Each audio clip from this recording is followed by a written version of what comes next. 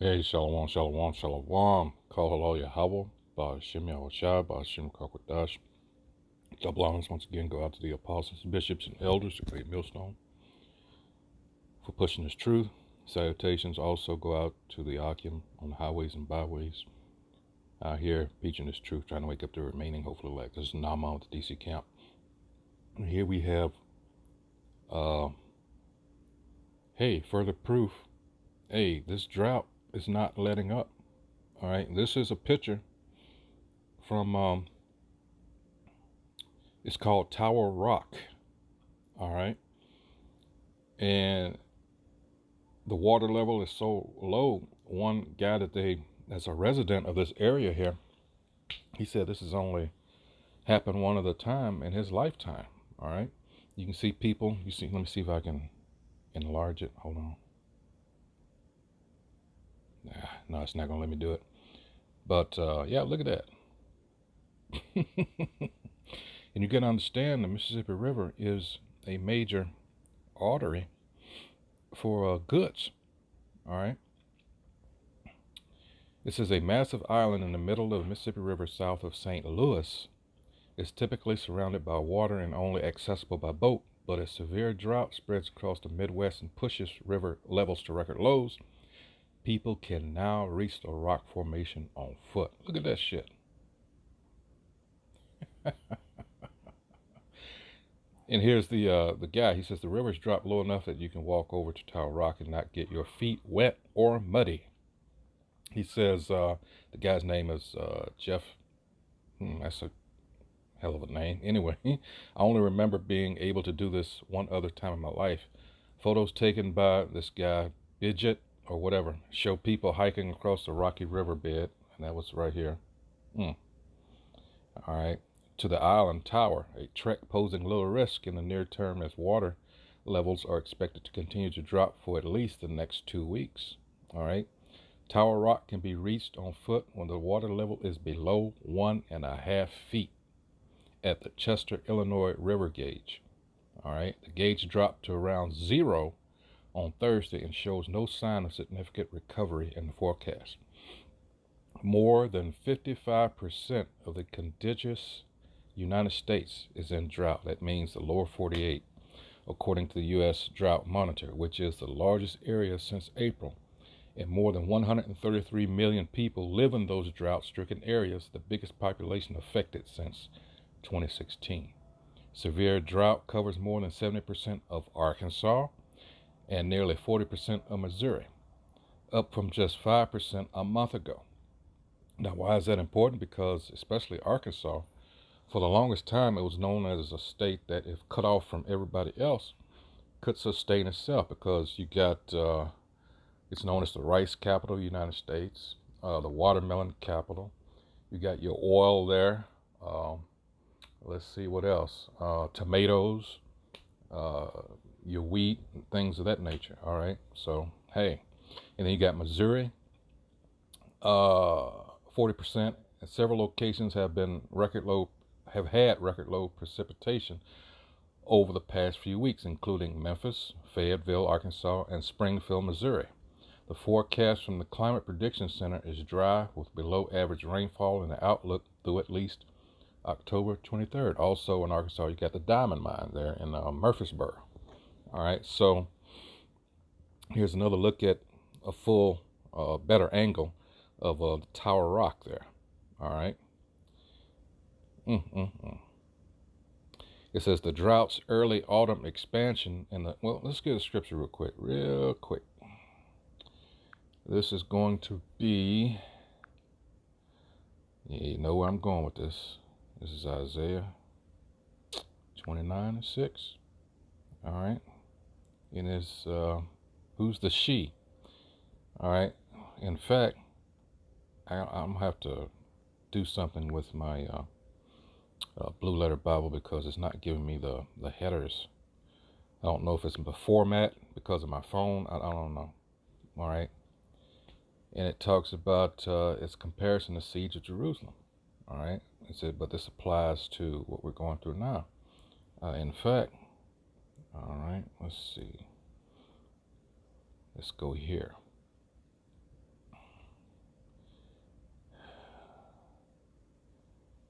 let's see. Woe to those who go down to Egypt. And this is a warning. This is be more accurate in this case as a description. All right, because modern day Egypt is what? America. It says, woe to those that go down to Egypt. Let's start at the top. It says, woe to them that, because our people, this is, for the majority of which, this is all they know.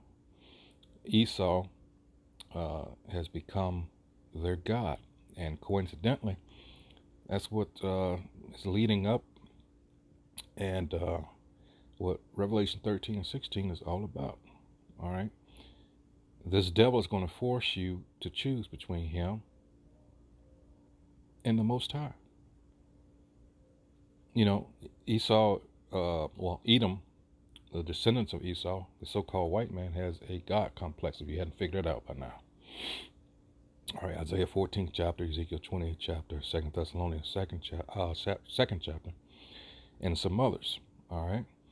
It says, woe to them that go down to Egypt for help and stay on horses and trust in chariots. I just did a video last night about these women. All right, and what happened in Kansas City, Missouri. What's been going on there with that serial killer. All right. This is, you go into this devil for help, and he don't give a shit about you. Anyway, continuing on, and stay on horses and trust in chariots because they are many, and in horsemen because they are very strong. But they look not unto the Holy One of Israel, neither seek the Most High Yahweh. And that's our people. Let's skip on down to what I was looking for, 9. All right. Actually, I could read the whole thing.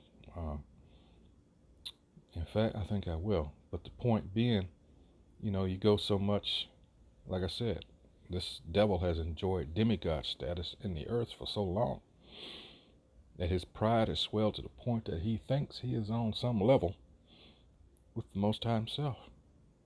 All right. So I'll just go straight to 9. It says, and he shall pass over to his stronghold for fear, and his princes shall be afraid of the ensign, saith the Most High Yahweh, whose fire is in Zion, and his furnace in Jerusalem. All right. So when we go back to 29, hold on. All right. Then we can read this, and it says, thou shalt be visited of the Lord, the Most High Yahweh of hosts, with thunder and with earthquake, with great noise, with storm and tempest, and the flame of devouring fire. And let's go on further. We're talking about drought. This is Jeremiah 50 and 38. A drought is upon her waters, and they shall be dried up, for it is the land of graven images. Is that not America? And they are mad upon their idols. See? Yep. And we'll come back to these others. All right, so let's go back to the article. All right, so now, once again, this is the part of Mississippi up around St. Louis. All right, look at there. It says, all right, the drought's early autumn expansion in the central U.S. has had a significant impact on the Mississippi River. In Memphis, the river was at its lowest level since 2012, this week, and its third lowest on record. The forecast calls for it to decline further to the second lowest level on record. And let's go to another article to emphasize, to back this one up. It says National Current Conditions, all right, October 5th, 2022 through October 11th. All right, so last week. This is current data. It says the Great Plains and Mississippi River Basin continue to descend into varying levels of drought, including extreme and exceptional drought in parts of South Dakota, Nebraska, Kansas, Oklahoma, Texas, Minnesota, Iowa, Missouri, and Arkansas. Now, does anyone know what they call this region where all these states are? That's part of the breadbasket. All right. There's also In case you didn't know, it's part of so-called Tornado Alley. All right. It says as of October 11th, so you're going to get you one way or the other. That's my point. As of October 11th, 2022, 46.43% of the U.S. and 55.41% of the lower 48 states are in drought. Look at this. And that's the top figure here in blue. All right. 343.7 million acres of crops in the U.S. are experiencing drought conditions this week. 134.4 million people in the U.S. and 133.5 million in the lower 48 states are affected by drought this week. 41 U.S. states are experiencing moderate drought or worse this week. Wow. Wow, look at this. Current drought. Look at all that in red.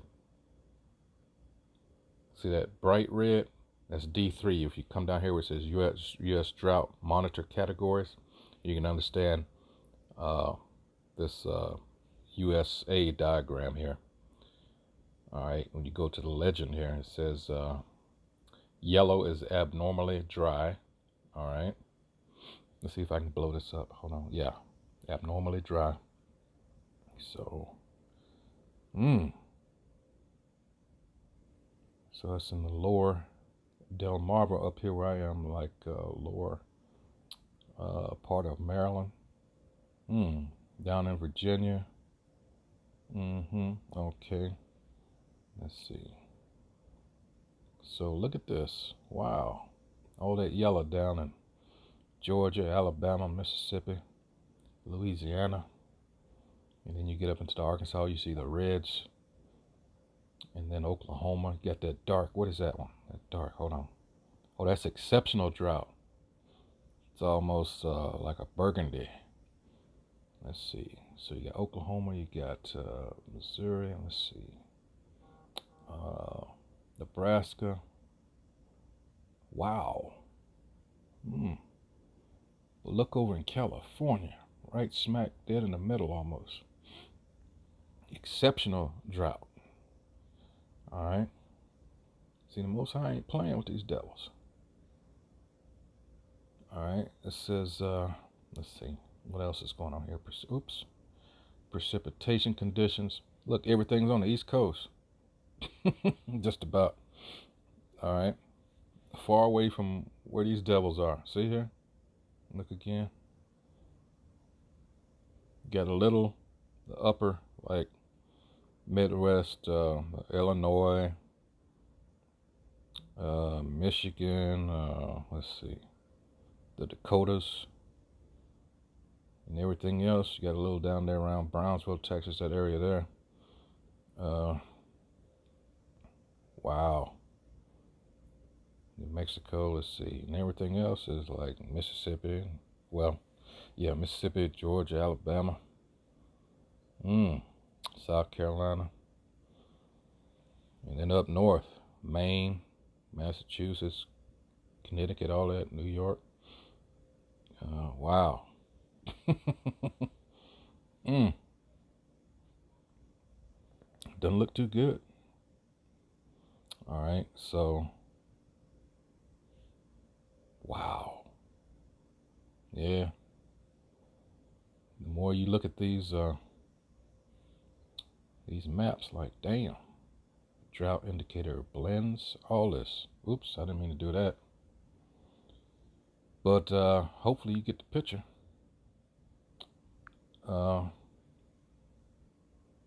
Yeah, so let's go back to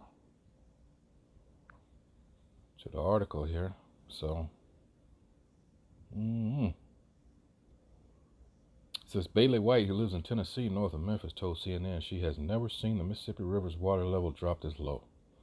White said she and her family boat on the river a few times a month, but they had a difficult time putting it in on Saturday. I've seen the water levels drop a little, and I've seen them super high, but I've never seen them this low before. We couldn't even get our small boat on the river. We had to try 5 different docks until we were able to do so. It's a small boat, so it doesn't sit deep in the water. But we definitely had to pay extra attention a few times or we would have hit some sand. Damn. And look at this. All right, this is the Mississippi at Memphis. You can even see the pyramid in the back. Dang it. Can I blow this up? Hold on. Nope. In the background there. Like, damn. Look at that. And that appears to be going over from Arkansas, West Memphis, into West Memphis, Arkansas, into Memphis. Yeah. That's I was looking at the picture. The Mississippi River at Memphis, shown here near the Memphis, Arkansas bridge, had slowed to. Damn. That is crazy. I'm thinking of all the times I've driven over that. And to see sand. Holy shit. It goes on to say it was at its 5th lowest level on record this week and continues to drop. Holy shit. The low water levels come at a crucial time of the year for the transport of crops from the lake. What did I just say at the onset? All right, it's one of the major arteries. All right, Mississippi River. The Army Corps of Engineers has been dredging portions of the river to keep traffic flowing, albeit at a much slower pace. Hundreds of barges and vessels have been keying up, waiting for the all clear to pass through the treacherously low river. The Consolidated Grain and Barge Company, which buys, stores, and sells crops for shipping, can usually move grain on barges loaded up to 80,000 bushels. All right, he says, but recently the low water levels have forced the company to keep the loads far lighter at around 55,000 bushels. I've seen it lower than it is now. We're not loading right now. Gilbert said instead of shipping their harvest right now, many farmers are just throwing it in their bins and waiting for better conditions, which could still be weeks away. Wow. So you had a picture on the right is under normal conditions. The Tower Rock, and on the left is what they are now. Ain't that some shit?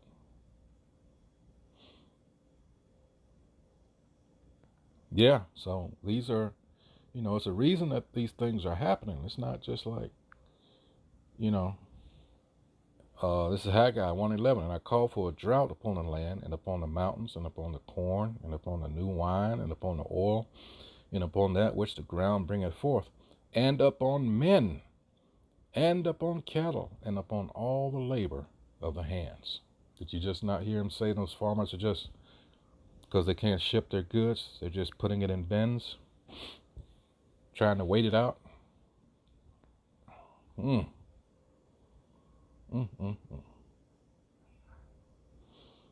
Finishing it out, it says, I haven't done anything like that. Anyway, she told KFVS her grandchildren are the 3rd generation in her family to experience walking out to the formation, what I just showed you there, Tower Rock. And her granddaughter, Adeline Chowder, was happy for the new experience. I haven't done anything like that before, and it was kind of challenging, but it was fun. All right. Wow. So here's another one where this boat, because the water levels there are so low at the bottom of the Mississippi River, because of the extreme drought. Look at this.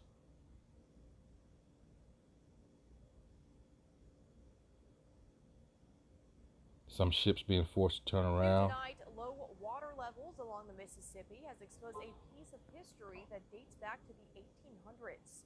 News 2's Callista Matrician took a trip out to the site of the shipwreck. She joins us with what's discovered. Downtown, tucked behind the banks of the Mississippi, is where you'll come across this, what's believed to be the Brook Hill. What's left of it is nearly fully exposed, a discovery Patrick Ford didn't intend on making. This past Sunday I was out here looking and realized that the rest of the shore had washed away and there was an entire ship there. Ford comes to the riverfront to look for artifacts, but when he saw this, it was a surprise he wasn't anticipating. I immediately text friends and was like, holy moly, I think I found a ship, a sunken ship. That's when he reached out to experts who have known about the shipwreck for some time. Chip McGimsey is the state archaeologist. He says the ferry boat has some history here in the city. We believe this is a ship that was manufactured in 1896 in Indiana. Brook Hill and its sister ship, the Struma, served as ferries. The Struma was the day ferry across the river. The Brook Hill was the night ferry across the river. We're within probably 100 feet of where the ferry landing was. At that landing is where its destruction happened. On September 29th of 1915, there was a major storm. Both ships sank. Brook Hill stayed grounded to the shore, and work to recover it began in the years to come. In 92, they did some limited investigations and could look at very small pieces, basically sort of 1 or 2 foot wide parts of it, trying to get an understanding of how it was constructed and how old it was. Archaeologists had some troubles. At that time, it was not nearly as exposed. Well, that's enough of that. Anyway, so you see,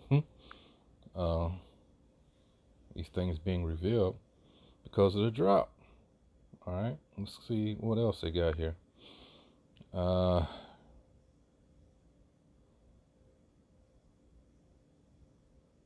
yeah, that's trading ship. All right, we just saw that. Now you got human remains being found.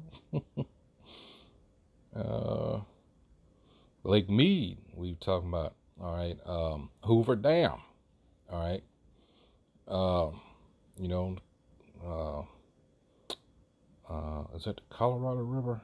Hold on. Yeah, Colorado River. All right, all that shrinking out there. Yep. Look at that. That's a buoy. That's supposed to be.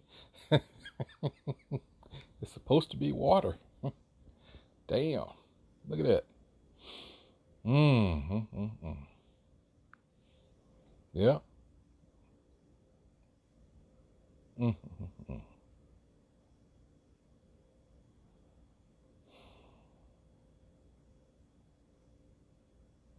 Damn.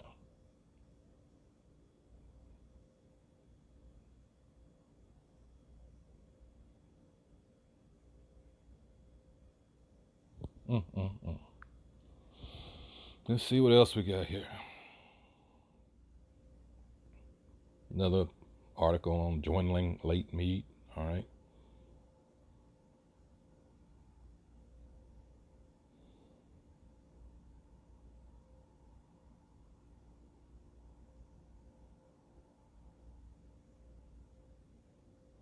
That's about it on that. Let's see. As the Mississippi River plunges, the Army Corps of Engineers is building a 1,500-foot wide levee to keep salt water out of drink. So now we have the mixing, of the salt water with the fresh water. Get a load of that.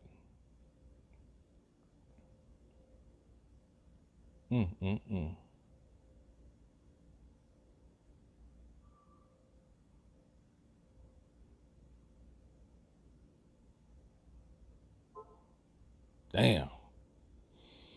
Yeah, they got some work cut out for them there. Anyway, that's,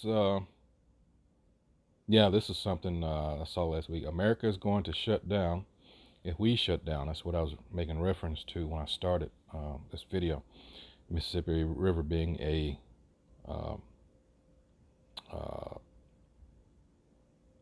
major waterway for trade.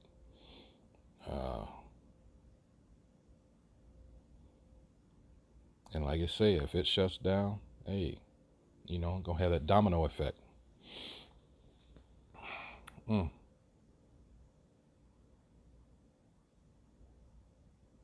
Yeah, that's it. You know, this place is about out of here. You know, and rightfully so.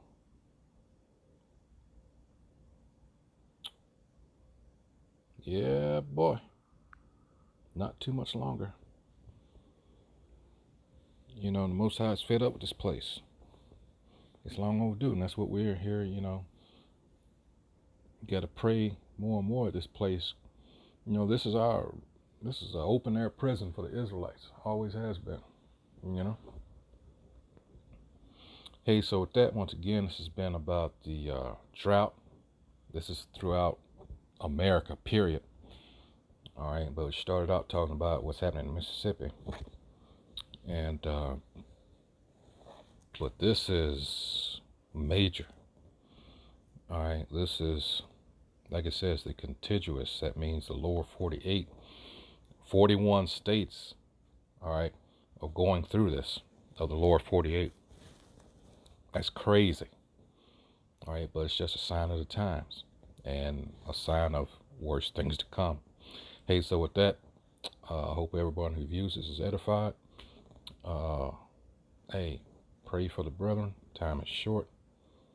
Like the scripture said, pray always. So with that, hey, shalom.